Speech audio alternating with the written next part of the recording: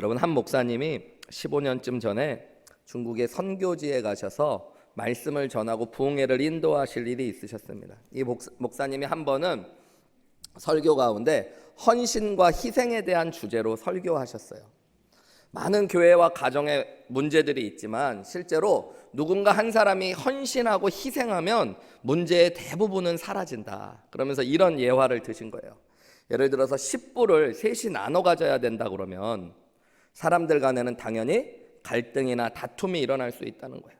누군가는 조금 더 갖게 되고 덜 갖게 되어지니까요. 그럴 때 한 사람이 내가 3불을 받겠다.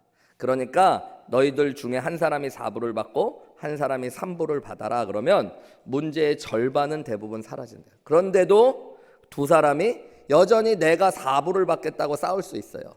그럴 때는 왜 너희들이 이렇게 싸우냐가 아니라 자기가 내가 2불을 받을 테니까 너희 둘이 4불씩 받으면 된다라고 내가 희생하면, 내가 조금 더 희생하면 문제의 대부분이 사라진다는 거예요.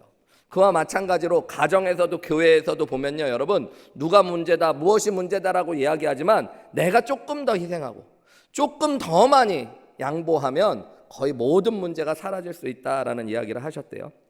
그리고 이제 부흥회가 끝나고 나서 마지막 날 쇼핑을 가셨다고 합니다. 이제 중국에 쇼핑을 가면 이제 짝퉁, 명품으로 되어 있는 짝품 이런 시장에 가서 쇼핑을 하는데 새 목사님이 가방이 하나 똑같이 다 마음에 드셨던 거예요. 그 당시만 해도 중국에 가면 무조건 돈을 깎아야 된다라는 이야기가 있고, 또 이제 중국 상인들은 외국인들이 오면 무조건 덜 깎아주려고 막 싸움을 벌이고 흥정을 하던 시대였는데요. 이분들이 대충 생각하기로 셋이서 속닥속닥 하면서 이 가방은 우리가 300위안에 사면은 잘 사는 거다. 그러니까 300위안에 사도록 하자. 상인한테 가서 얼마냐고 그랬더니 800위안을 부르더래요. 너무 비싸다. 도저히 못 사겠다. 그랬더니 잠깐 멈추라고. 700위안. 이거 우리 간다. 안 된다. 500위안. 그래가지고 400위안까지는 낮췄는데 400위안 밑으로는 상인이 절대 안 깎아주겠다고 그러는 거예요. 이건 도저히 안 된다. 나 400위안 밑으로는 난 도저히 못 팔겠다. 이분들도 우리는 무조건 300위안까지는 깎아야 되니까 조금 더 깎아줘라. 막 그러고 있었던 거예요. 그렇게 한참 실랑이를 벌이고 있을 때 현지인, 이렇게 같이 가이드를 해줬던 현지인 한국 선교사님이 갑자기 이렇게 이야기했대, 상인에게. 저기 이분들 한국에서 오신 분인데 너네들 모르는지 아는지 모르겠지만 한국 사람들 엄청 독하다. 300위안에 사기로 결정해서 이 사람들 자존심이 세서 300위안이 아니면 절대 안 살 것 같다. 그러니까 저 두 사람한테는 외국인이니까 그냥 300위안에 줘버려라. 대신에 나는 여기 사는 사람이니까 나는 400위안 이상으로 비싸게 불어도 괜찮다. 이렇게 이야기를 해요. 그 얘기를 듣고 상인이 감동을 받았대요. 내가 오랫동안 장사를 했지만 자기는 비싼 값에 살 테니까 같이 온 사람들은 더 싸게 해주라는 사람은 한 번도 못 봤다고. 그래서 세 분의 목사님이요, 짝퉁 가방을 250위안에 다 사게 됐대요. 여러분, 이렇게 헌신하고 희생하는 게 사람을 감동시킬 수 있다. 여러분, 많은 교회, 많은 가정들이 헌신과 희생하는 누군가에 의해 세워지고 건강해져 가는 것입니다. 오늘 우리가 은혜를 나눌 느헤미야 11장 1절부터 12장 26절까지에는요, 여러분, 수많은 사람들의 이름과 함께했던 사람들의 숫자가 계속 기록되어져요. 성경을 읽다가 사람들의 이름이 계속 나열되면 때로는 지루하고 따분할 때가 많죠. 우리가 잘 알지도 못하는 사람들이고 우리와 상관도 없는 사람들의 이름이 막 나오면 여러분, 성경을 그냥 뛰어넘을 때도 있습니다. 근데 반대로 한번 생각해 보세요. 느헤미야가 이 느헤미야서를 기록하면서 한 사람 한 사람의 이름을 이렇게 11장 1절부터 3절부터 12장 26절까지 길게 기록한 이유가 있지 않겠어요?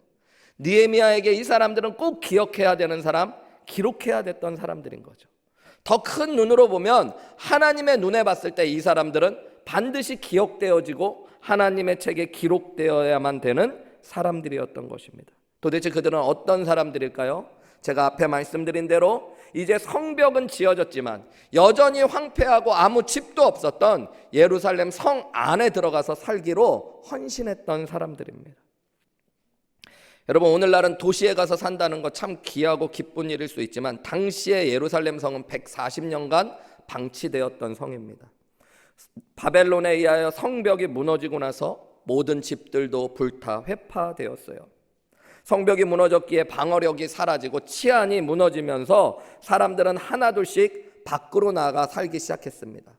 강가나 절벽을 뒤에 끼고 자신들을 보호할 수 있는 곳에 자리를 잡아 살기 시작했어요. 시간이 지나가면서 예루살렘 성 안에는 제멋대로 자라난 숲풀과 나무들만 남아 있었을 것입니다.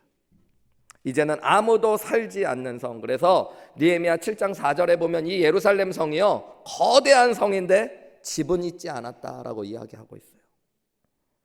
여러분, 이곳에 가서 산다는 건 고생을 각오해야 되는 것이었어요.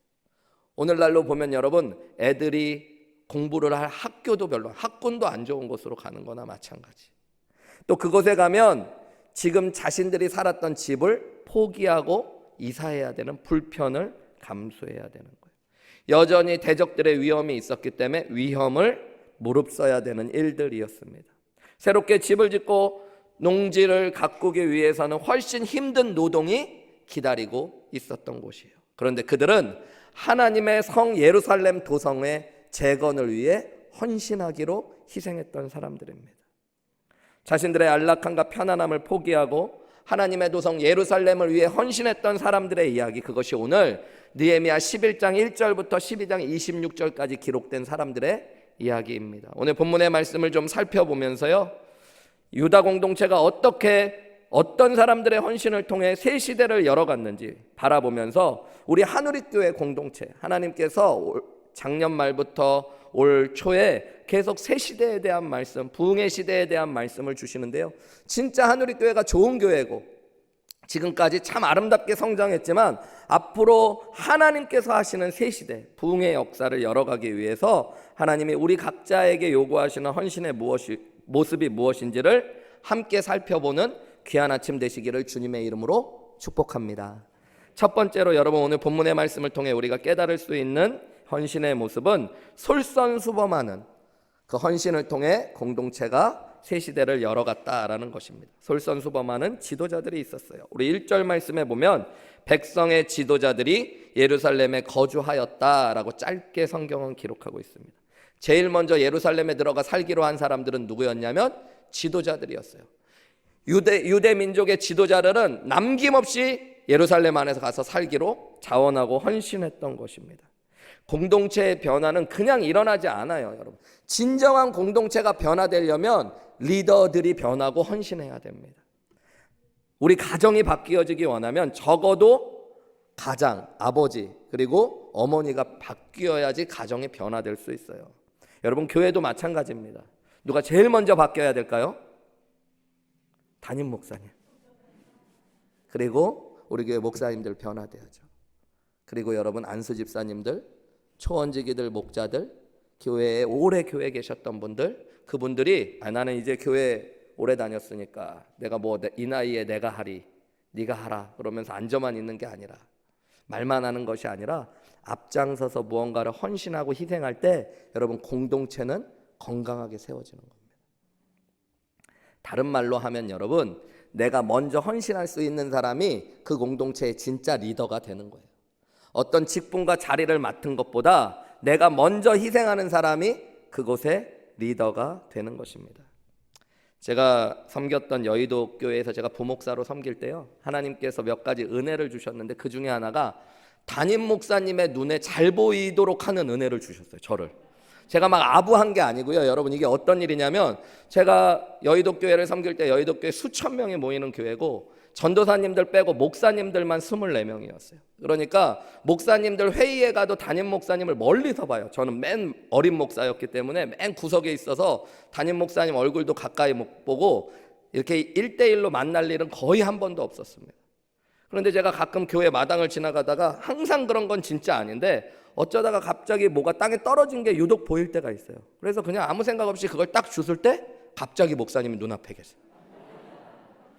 목사님이 보실 때는, 야, 얘는 맨날 교회를 이렇게 사랑하는구나, 이렇게 잘 보이도록 하는 은사를 주신 거예요. 여의도 교회는 1년에 한 번씩 뜨레스디아스라는 수양회를 자체적으로 인도해요. 이게 제일 큰 행사인데요, 그 해에 교회에 오시고 헌신하시기 원하시는 새신자들 중심으로 80에서 50명 정도 되는 성도님들을 3일 동안 섬깁니다. 근데 그 섬김을 위해서 보이지 않는 곳에 300명 정도의 봉사자들이 헌신을 해요. 담임 목사님부터 시작해서 모든 교역자들, 중직들이 다 가서 며칠 동안 고생을 하는 수양회예요. 수양회가 끝나는 마지막 날이 되면 온 교회 식구들이 빨리 집에 가려고요. 그 여의도교회 수양관이 곤지암에 있었는데요. 곤지암에서 교회로 빨리 가서 쉬고 싶은 마음, 집에 가고 싶은 마음이 있어서 성도님들이 막 다 떠나갑니다. 한 번은 제가 차를 타고 곤지암 톨게이트를 들어가려고 하다가 중요한 걸 빼먹고 온 걸 알았어요.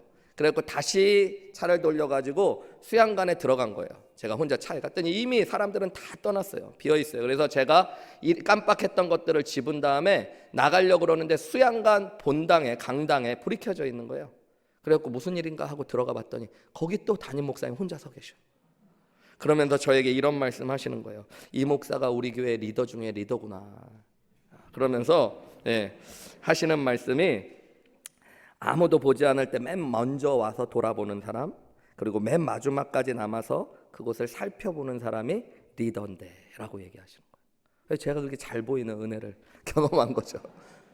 근데 제가 잘 보였다는 게 중요한 게 아니라 그때 제가 그런 생각했어요. 여의도교회 정말로 서울에서 알아주는 큰 교회였고요. 목사님이 뭐 5,000명 되는 성도님들 거느리고 계신데 본인이 직접 맨 마지막까지 남아서 수양관의 일들을 챙길 이유가 하나도 없었어요. 부목사님들이나 전도사님에게, 그리고 수양관을 담당하시는 수양관 지기가 계셔갖고요, 그분들에게 일을 맡기고 보고만 받아도 되셔요. 근데 목사님이 진짜 마지막까지 남아서 강당을 살피고 계시더라고요. 그 목사님의 모습을 보면서 저것이 진짜 리더구나라는 것들을 느꼈어요. 그래서 교회가 건강하게 세워질 수 있었던 거죠. 여러분, 저는 우리 한우리교회가 내가 먼저 솔선수범할 수 있는 그런 은혜를 가득 가지신 성도님들로 채워져서 리더로 세움받는 분들을 통해 교회가 건강해지시기를 주님의 이름으로 축복합니다. 세계 최강의 군사력을 자랑하는 이스라엘 장교들에게는 훈련 때부터 써서는 안 되는 말이 있대요. 그게 뭐냐면 돌격 앞으로라는 말은 절대 쓰면 안 된대요. 대신에 그들은 나를 따르라는 말을 하라고 가르친대요. 여러분, 돌격 앞으로는 장교가 나는 여기 숨어 있을 테니까 너희들 앞으로 가서 싸워라 라는 얘기잖아요. 그런 말을 하지 않고 이스라엘의 장교들은 항상 자신들이 앞서 나가며 나를 따르라고 이야기한대요. 여러분, 그것이 공동체에 보여주는 리더의 솔선수범입니다. 하나님의 나라의 법칙이 그래요. 여러분, 예수님께서도 으뜸이 되고자 하는 자는 가장 낮은 자가 되라고 말씀하셨어요. 이 얘기는 역설적이죠. 으뜸이 되는 자가 어떻게 가장 낮은 자가 됩니까? 리더는 가장 높은 곳에 세움받은 사람은 가장 낮은 곳에서 헌신하고 희생할 줄 알아야 된다라고 이야기하는 것입니다. 사람 누구나 다 힘든 일을 하기를 싫어해요, 여러분. 그런데 그러면서도 사람들은 교회나 공동체에 힘든 일이 있으면 그 일을 누가 하는지 지켜봅니다. 그래서 여러분, 그 힘든 일을 누가 나서서 하는 사람, 그 사람이 그 공동체의 리더가 되는 것이고, 그 솔선수범을 통해 가정도 교회도 세워지는 줄 믿으시기 바랍니다. 여러분, 한국의 어느 학교에 직업 선택을 위한 10계명이 돌에 새겨져 있다고 해요. 그 10계명의 내용이 이런 겁니다. 첫 번째, 월급이 적은 쪽을 선택해라. 두 번째, 내가 원하는 곳이 아니라 나를 필요로 하는 곳을 선택해라. 세 번째, 승진의 기회가 거의 없는 곳을 선택해라. 네 번째, 모든 조건이 다 갖추어진 곳을 피하고 처음부터 시작해야 되는 황무지를 선택해라. 다섯 번째, 앞을 다투어 모여드는 곳은 절대 가지 마라. 아무도 가지 않는 곳으로 가라. 여섯 번째, 장래성이 전혀 없다고 생각되는 곳으로 가라. 일곱 번째, 사회적 존경받는 것은 바라볼 수 없는 곳으로 가라. 여덟 번째, 한가운데가 아니라 가장자리로 가라. 아홉 번째, 부모나 아내나 약혼자가 결사반대하는 곳이면 틀림없는 곳이다. 의심치 말고 가라. 열 번째, 왕관이 아니라 단두대가 기다리고 있는 곳으로 가라. 여러분, 이 10계명에 붙어있는 학교가 경남 거창에 있는 거창중고등학교입니다. 이 학교가요, 지어진 지는 10몇 년밖에 되지 않은 학교인데 지방학교 중에서 서울대를 가장 많이 보내고 대한민국의 인재를 가장 많이 배출하는 학교가 되었습니다. 이곳의 초대 교장이었던 전영창 선생님은 학교 교정 돌판에 이 직업 선택의 10계명을 붙여놓고요, 학생들을 볼 때마다 불편하게 살아라, 왕관이 있는 곳이 아니라 십자가를 지는 곳으로 가라. 네가 가고자 하는 곳으로 가지 말고 너를 필요로 하는 곳으로 가라. 그것이 하나님의 리더들이 하는 일이다. 그리고 그것이 하나님께서 리더를 세우는 방식이다. 여러분, 그것을 통해서 하나님 나라를 이루어가듯이 대한민국의 인재들을 양성하고 있다고 해요. 여러분, 저는 우리 교회에 이런 솔선수범하는 귀한 분들이 많이 나오시기를 주님의 이름으로 축복합니다. 그래서 하나님이 올 한 해에는 저와 여러분의 솔선수범을 통해 하나님의 교회를 풍성하게 세우셨으면 좋겠어요. 우리 교회의 직분자들일수록 더욱더 솔선수범하고, 여러분, 우리 교회에서 맡은 바 자리가 있으면 더 열심히 최선을 다해서 헌신함으로 하나님이 세우시는 아름다운 공동체, 새시대 부흥의 역사를 열어가시는 저와 여러분들이 되시기를 주님의 이름으로 축복합니다. 두 번째는 여러분, 하나님의 섭리에 믿음으로 순종하는 사람들을 통해 공동체의 새 시대가 열린다는 것들을 오늘 본문 말씀이 이야기해 주고 있어요. 1절 후반부에 보면 그 남은 백성은 제비를 뽑아 10분의 1은 거룩한 성 예루살렘에 거주하게 하고 또 그 10분의 9는 다른 성읍에 거주하게 하였대요. 지도자들이 먼저 들어가서 살고 그 다음에 한 일은 뭐냐면요, 제비를 뽑았어요. 유다 사람들 중에 제비를 뽑아서 10분의 1씩 걸리도록 해가지고요, 10분의 1은 걸리면 예루살렘 들어가 살고, 제비가 뽑히지 않은 사람들은 다시 예루살렘 밖에 살도록 하는 일들을 했다라는 것입니다. 예루살렘 안에 들어와 살게 됐던 사람은 예루살렘 유대 사람들의 11조와 같은 마음으로 하나님께 바쳐진 사람들이 있었다라고 오늘 성경이 이야기해 주고 있는 거예요. 이 이야기를 생각해 보면 여러분 어떠세요? 이제 집안의 가장에 가가지고 이 제비를 뽑아요. 가족들이 딱 기다리면서 아빠가 오늘 이 제비를 뽑아오는데, 제비를 뽑아오면 우리 집 예루살렘 성 안으로 이사 가야 된대. 거기 학교도 없는데 전학해야 되는데 학군도 안 좋고, 가면 이제 집도 우리 있던 집 버리고 가서 새 집을 지어야 되고 고생해야 되고 헌신해야 되는데, 그러면서 아빠가 제비를 뽑으러 갈 때 여러분 어떤 마음이었을까요? 아빠 화이팅! 절대 뽑히면 안 돼! 이런 마음으로 헌신했을까요? 아빠가 제비 딱 뽑아오면서 야, 막 성공했다, 나 안 뽑혔어, 막 그러면서 기쁘게 오면 막 박수치고, 야, 우리 뽑혔다, 이제 예루살렘으로 이사 가야 된다, 그러면 아빠 때문에 못 살아, 뭐 당신이 도대체 하는 게 제대로 없어, 뭐 이런 일이 있었을까요?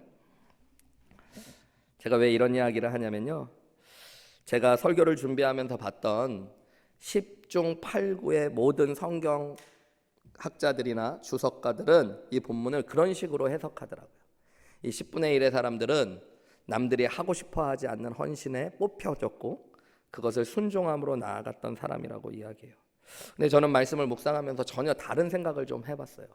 여러분, 우리가 느헤미야 8장부터 말씀을 봤는데 느헤미야 8장에 남쪽 유다 사람들이 예루살렘 성벽을 지어놓고 에스라에게 말씀을 들으며 큰 은혜를 경험했습니다. 9장에 보면 그들 안에 회개의 역사가 터져 나왔어요. 그리고 10장에 보면 그들의 결단을 서명하고 임봉했습니다. 그 사람들의 이름이 10장에 쭉 펼쳐졌어요. 그리고 11장에 됐어요. 그때 누군가 예루살렘 성을 위해 헌신한다고 할 때 여러분, 은혜를 받은 사람들이라면 어떻게 했을까요? 우리만 안 걸리면 돼 이랬을까요? 아니요, 너무 많은 사람들이 헌신하겠다고 했을지도 몰라요. 그래서 다 들어가 살 수 없기 때문에 일단 10분의 1만 제비 뽑자라고 했을지도 몰라요. 힘들고 어려운 길이지만 그 길에 뽑힌 사람들은 하나님이 뽑아주셨다는 것들 때문에 그 섭리와 뜻을 믿으며 순종하고 기뻐했던 사람들일 겁니다. 또 10분의 9의 사람들도 뽑히지 않았지만 하나님 앞에 희생하고 헌신하고 싶었는데 되지 않은 것들, 아쉽지만 그것을 하나님의 섭리로 인정하며 자신들의 자리를 지키기로 결단한 사람들일 겁니다. 여러분, 왜 이 이야기가 그렇게 중요하냐? 하나님의 일을 보는 눈이 전혀 달라지기 때문이에요. 신약 성경에도 보면 가룟 유다가 예수님을 배반하고 자살한 뒤에 베드로가 12명의 사도를 채우기 위해 새로운 사도를 뽑자고 이야기. 그때도 여러분 제비를 뽑습니다. 그때 성경에서 선택됐던 사람이 유스도라 불리우는 요셉과 마띠아 두 사람이었어요. 그 중에 제비를 뽑았어요. 제비를 뽑았을 때 누가 뽑혔냐면 마띠아가 뽑혔습니다. 여러분, 그때 마띠아는 어떤 마음일까요? 죽었네, 이제 12사도로 사는 건 이제 집도 버리고 생명 걸고 헌신해야 되는데 그랬을까요? 아마 감사했을 거예요. 희생하고 헌신하는 길이지만 주님이 뽑아주셨기 때문에 감사했을 것입니다. 도리어 아쉬워한 사람은 뽑히지 못한 유스도라 하는 요셉이었을 거예요. 그는 그렇지만 그것이 하나님의 섭리임을 믿고 순종한 사람들일 겁니다. 제가 왜 이런 이야기를 길게 하냐면요, 여러분, 가끔 어떤 목사님들은 설교하실 때 그런 이야기 하셔요. 자기는 목사님 되기가 진짜 죽기보다 싫었대요. 그런데 자기 어머니가 어렸을 때 뱃속에서 서원한 것 때문에, 자기가 목사가 됐대요. 엄마 때문에. 자기가 그것을 피해가지고 돌아다니면서 돈 벌고 싶어갖고 세상에 이 사업 저 사업 이 일 저 일 다 해보다가 하나님이 다 망하게 하시고 어쩔 수 없어서 끌려와서 자기가 목회를 하고 있다라는 목사님들의 간증을 들어본 적이 있습니다. 여러분, 저는 그건 잘못된 거라고 봅니다. 하나님이 이 땅에 목사가 없어서 목사를 그렇게 부르시겠습니까? 여러분, 실제로 목사님 참 많습니다. 내가 아니어도 여러분 목회할 사람들은 세고 셌어요. 하나님께서 나를 힘들고 어려운 자리지만 뽑아주신 거예요. 그래서 감사하고 영광 가운데 그 사역을 감당하는 거예요. 혹 내가 하나님께 뽑히고 싶지만 뽑히지 않았어도 감사함으로 내게 맡겨진 자리에 순종하는 것, 그것이 하나님을 섬기는 아름다운 모습이에요. 하나님이 나를 부르셨을 때 내가 부족한 게 많아서 고민했다는 건 이해되지만 그 자리가 고생과 헌신과 희생의 자리니까 나는 다른 거 하고 싶은데 억지로 와서 사역하고 있다라는 목사님, 여러분, 그런 목사님을 섬기는 성도님들은 행복하겠습니까? 불행한 거죠. 여러분, 교회의 모든 사역이 그래요. 교회의 성가대가 제가 보니까, 제가 대부분 섬겼던 교회는 성도님들의 한 10분의 1이 성가대 쓰더라고요. 저희가 요즘 코로나 때문에 약간 숫자가 줄었지만 11시 예배는 한 200명 조금 넘게 예배를 드리시는데 성가대가 한 20명 쓰시더라고요. 9시 예배는 한 150에서 180명 예배 드리시는데 보니까 한 15명에서 18명 예배 성가대 쓰시더라고요. 제가 섬겼던 대부분의 교회가 가만히 보니까 성도님들 예배 드리는 분들의 한 10분의 1이 성가대를 쓰시더라고요. 11조 같이 오늘. 예. 근데 뭐가 먼저인지는 모르겠어요. 이 성가대가 숫자에 따라서 성도님들이 변하는 건지, 성도님들 숫자에 따라서 성가대가 느는 건지는 잘 모르겠는데, 여러분, 우리 한번 실험하는 마음으로 11시 예배 드리시는 분들 중에 노래 좀 하시고 서실 수 있는 분들, 서 있을 수만 있으신 분들은 성가대 자원하십시오. 그래서 우리가 한 성가대 한 40명 되면 숫자가 어떻게 되는지 제가 한번 실험해 보고. 그런데 그런 성가대를 쓸 때 여러분, 우리 교회 성가대 쓰실 수 있는 분들도 많고 쓰시고 싶은 분들도 많지만 하나님이 나 같은 사람을 뽑아주시고 불러주셨다는 마음으로 헌신하고 그 하나님의 뜻 앞에 순종할 때 여러분, 공동체는 아름다워지는 거예요. 내가 어쩌다가 재수없게 그날 성가대 대장님한테 걸려가지고 목사님이 나를 성가대 가라고 찍어가지고 내가 그때 거절하지 못해갖고 성가대를 나오지도 못하고 매주 이 고생을 하고 있다. 여러분, 그런 공동체는 아름다운 공동체가 안 되는 거죠. 교회 안의 모든 사역이 그렇습니다. 하나님께서 내가 원하는 사역 아닌 것들, 여러분, 제비를 뽑는다는 건 인간의 계획, 바램, 원함이 배제되어 있는 하나님의 뜻에 순종하겠다는 결단이 있는 거예요. 여러분, 나는 하고 싶지만 하나님이 아니라고 말하시면 아닌 자리에 있을 수도 있고, 나는 아직 아니라고 생각하지만 하나님이 가라 하시면 가실 수 있겠다고 가겠다고 순종하는 것이 제비를 뽑는 일 가운데 있는 거예요. 그래서 여러분, 하나님의 섭리가 있음을 믿고 순종하는 믿음, 그것을 갖는 것이 제비 뽑기에 순종하는 것입니다. 교회에서 사역을 하다 보면 가끔 정말로 이 일을 꼭 해주셨으면 하는 분은 안 하겠다고 그러고, 저분은 요거는 좀 안 하시는 게 맞는 것 같은데 하는 분은 하겠다고 하시는 분들이 있어요. 예. 음을 도저히 못 맞추시는 분인데 성가대를 막 하겠다고 그러면 말리지는 못하는데 여러분, 두려운 마음이 드는 거죠. 노래를 또 너무너무 잘하시는 분은 성가대를 하라고 해도 겸손한 척 하시면서 아니라고 말씀하셔요. 그게 아니라 여러분, 하나님이 내가 원하는 것도 중요하지만 맡겨주신 일에 충성을 다할 수 있는 것, 그것을 섭리에 대한 순종이라고 이야기하고요. 그 섭리에 대한 순종에 헌신할 수 있는 사람들을 통해 하나님은 공동체를 세워가십니다. 왜냐하면 잠언 16장 13절의 말씀처럼 사람이 제비는 뽑으나 모든 일을 작정하시는 분은 여호와라고 말씀하시기 때문에, 여러분, 하나님의 작정하심을 믿는 거예요. 얼마 전 저희 교회에서 중요한 사역 부서 하나가 비게 됐어요.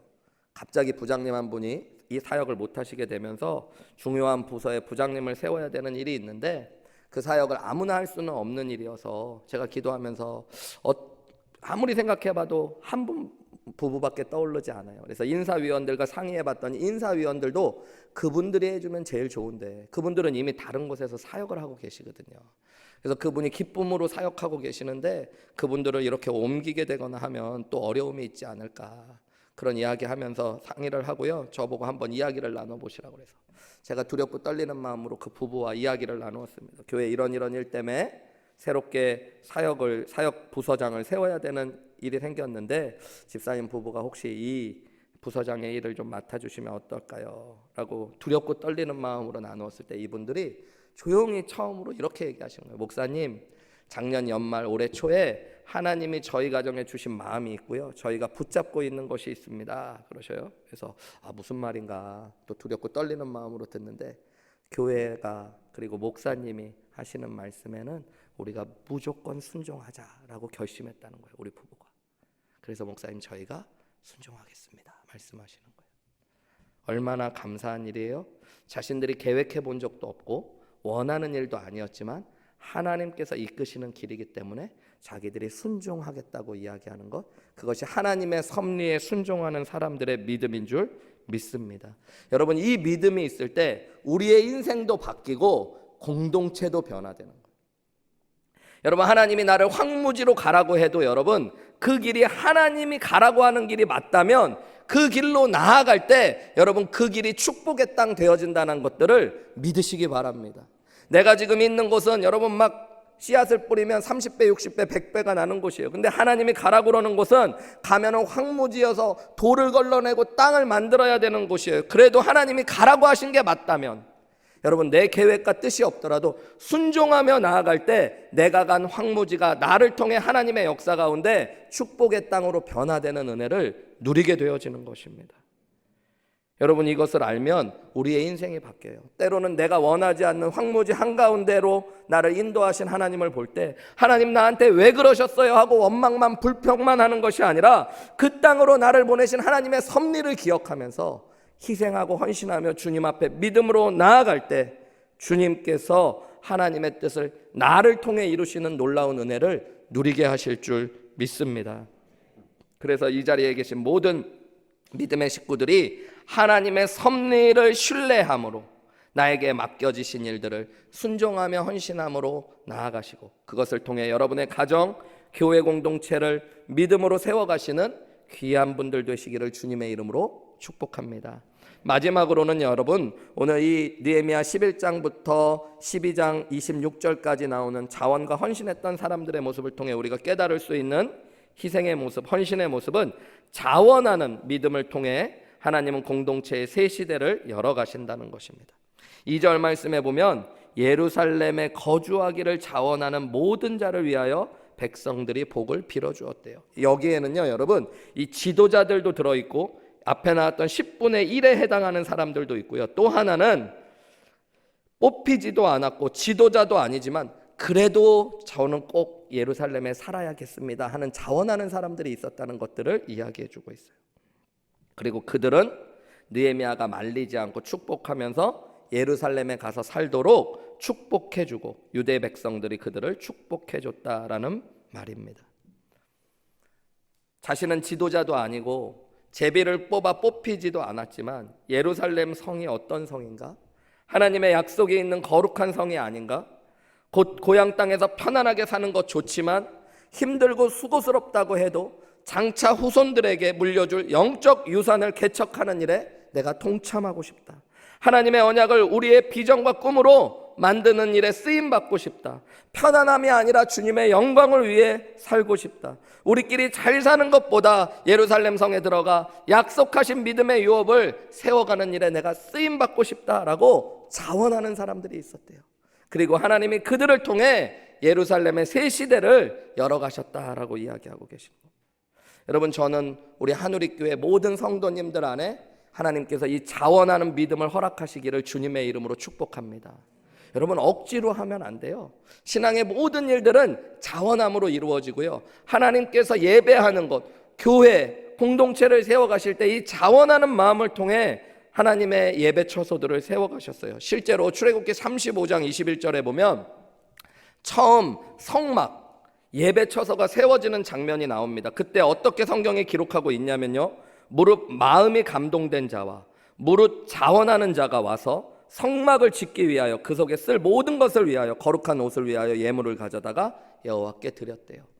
하나님 앞에 성막을 지을 때 헌신했던 사람들은 어떤 사람이냐면 하나님의 마음에 감동되어 자원했던 사람들이라고요. 여러분 나중에 역대상의 말씀에 보면 다윗이 성전 지을 준비를 다 마쳐놔요. 그리고 아들 솔로몬이 그 성전을 짓게 하는데 성전을 지을 때도 다윗이 뭐라고 그러냐면 하나님 저와 우리 유다 백성이 기쁨으로 자원으로 이 모든 것들을 준비했다라고 이야기해요. 여러분 신앙 안에서 하나님께서 주시는 은혜의 복이 있다면 내가 구원받은 기쁨이 넘칠 뿐만 아니라 하나님이 맡기시는 일이 있으면 내가 해야지 하는 자원하는 마음이 생기는 거, 여러분 그게 축복받은 마음입니다. 그게 신앙생활을 기쁘게 할 수 있는 마음이에요. 여러분 내가 하나님의 은혜는 받는데 아무 일도 하고 싶지 않아, 그거는 반은 병드신 거예요.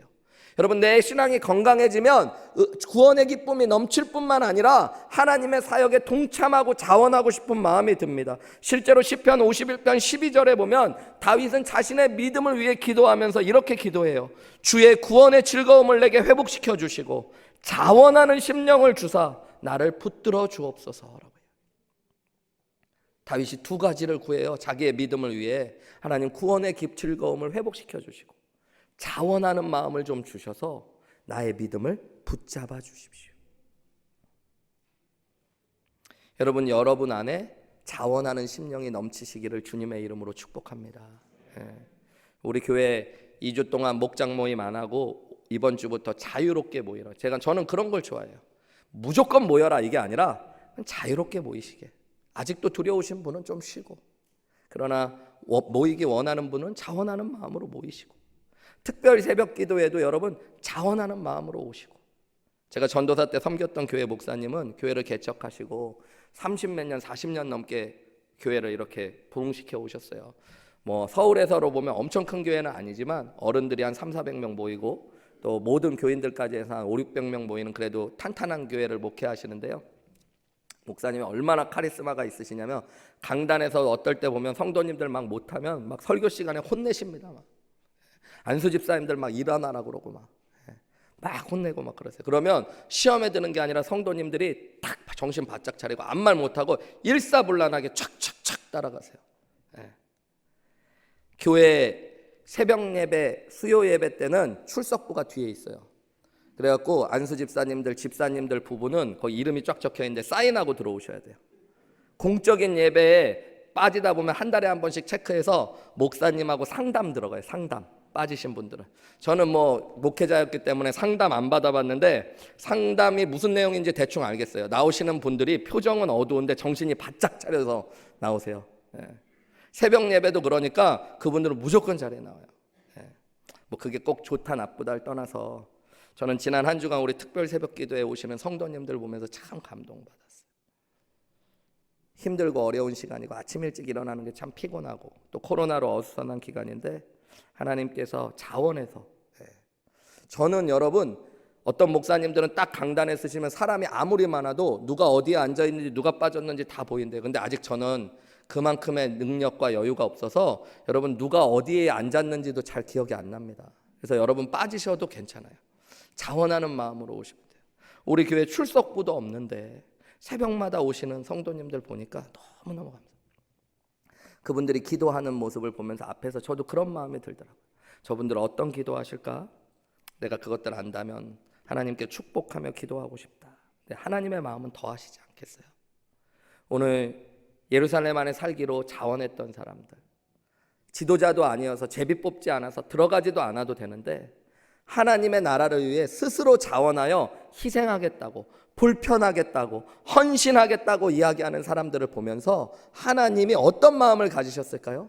축복하고 싶다고. 그래서 2절 말씀의 후반부는 그 모든 자들을, 자원하는 자들을 위해서 백성들이 하나님의 이름으로 그들을 축복했다는 거예요. 원래 오늘 설교의 제목을 두 가지를 놓고 엄청 고민했어요. 원래 처음에 정했던 제목은 복받아 마땅한 헌신자들이었어요. 그런데 그것을 요즘 계속 이었던 제목대로 헌신을 통해 새 시대를, 공동체의 새 시대를 열어가라는 말씀으로 바꾸었는데요. 여러분, 그것들은 다 연결되는 거죠.